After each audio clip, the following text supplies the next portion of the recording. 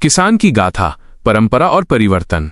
यह कहानी उस भूमिपुत्र की है जिसका जीवन सदियों से खेती और त्योहारों के ताने बाने से बुना रहा है और जो आज आधुनिकता की विडंबनाओं का सामना कर रहा है। स्वर्णिम अतीत की दिनचर्या, प्रकृति और आस्था का चक्र। पुराने जमाने में किसान का जीवन पूरी तरह से प्रकृति और आस्था से जुड़ा था।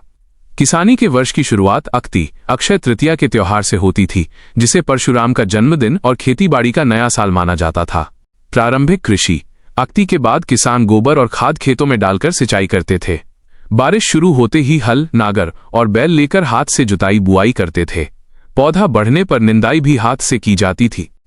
त्योहारों का सिलसिला, संस्कृति का चक्र। हरेली, हल को धोकर रखा जाता था।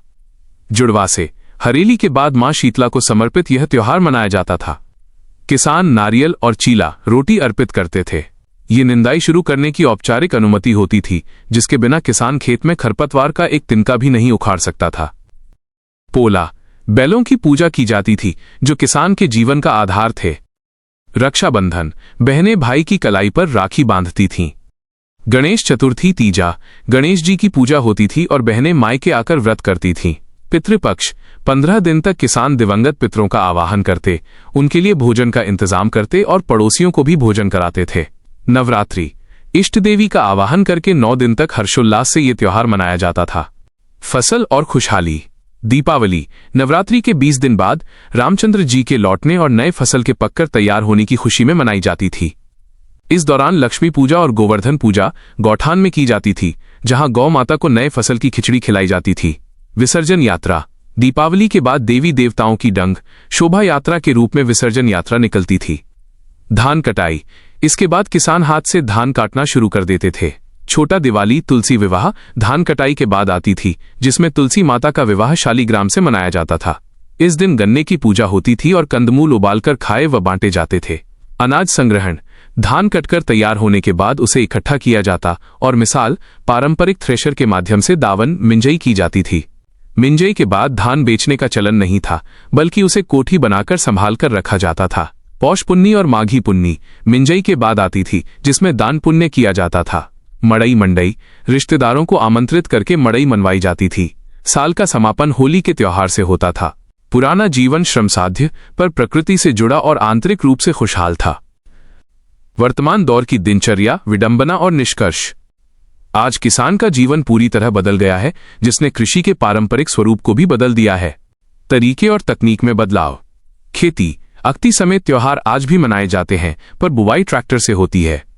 निंदाई का अंततः हाथ से निंदाई का काम खत्म हो गया है।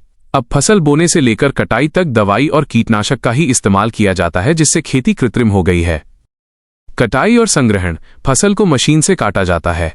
मिंजई के बाद कोठी वाला सिस्टम खत्म हो गया है। धान अब सीधा मंडी में सरकार को बेचा जाता है। चना जैसी अगली फसल की बुआई और मिंजई भी मशीनों से होती है। बढ़ती विडंबनाएं और समस्याएं। एक, मवेशियों का संकट। मवेशियों का खेती में काम न होने के कारण उन्हें खुला छोड़ दिया गया है, जिससे वे फसल को नुकसान पहुंचाते हैं। चालाक किसान अपने मवेशी को जंगल की तरफ छोड़ देते हैं। कोई किसान अब मवेशियों को अपनाना नहीं चाहता, जिससे जंगल क्षेत्र में उनकी संख्या बढ़ गई है और फसल बचाना मुश्किल हो गया है। गांव वाले अब चराने के लिए अलग से व्यक्ति रखते हैं। शहर में भी गायें रोड पर खड़ी मिलती हैं और सरकार इस समस्या पर कोई सहयोग नहीं दे रही है। जंगली जानवरों का खतरा। बंदर, छप्पर और फसल दोनों को भारी नुकसान पहुंचा रहे हैं। सुअर भी धान और चना बुवाई के समय खेतों को भारी नुकसान पहुंचाते हैं। आर्थिक दबाव। वर्तमान में महंगाई की मार है। निष्कर्ष और आशा। समाधान की इच्छा, सुझाव। मवेशी समस्या के निवारण के लिए सरकार को चाहिए कि वह मवेशी धारकों को राशन देना बंद कर दे, जब तक वे अपने मवेशियों को घर में यथावत बांध कर न रखें। इससे रोड एक्सीडेंट्स रुकेंगे और किसानों की फसल भी बचेगी। किसानों को भी सामूहिक रूप से प्रयास करने होंगे। प्राकृतिक खेती की वापसी।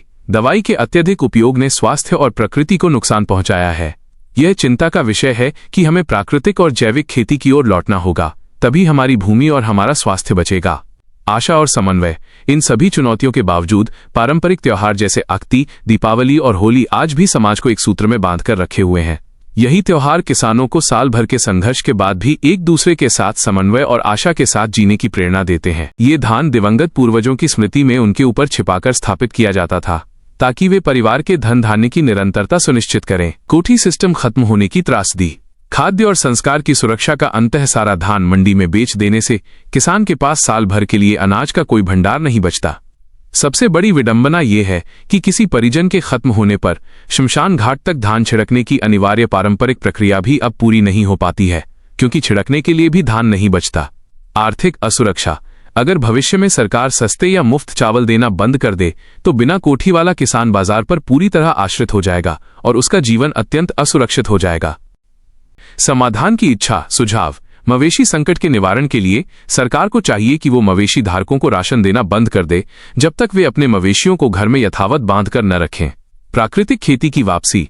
दवाई के अत्यधिक उपयोग ने स्वास्थ्य और प्रकृति को नुकसान पहुंचाया है। हमें प्राकृतिक और जैविक खेती की ओर लौटना होगा। आशा और समन्वय। इन सभी चुनौतियों के बावजूद पारंपरिक त्योहार अक्ति, दीपावली, होली आज भी समाज को एक सूत्र में बांधकर रखे हुए हैं। ये त्योहार किसानों को समन्वय और संघर्ष के बाद भी एक दूसरे के साथ आशा से जीने की प्रेरणा देते हैं।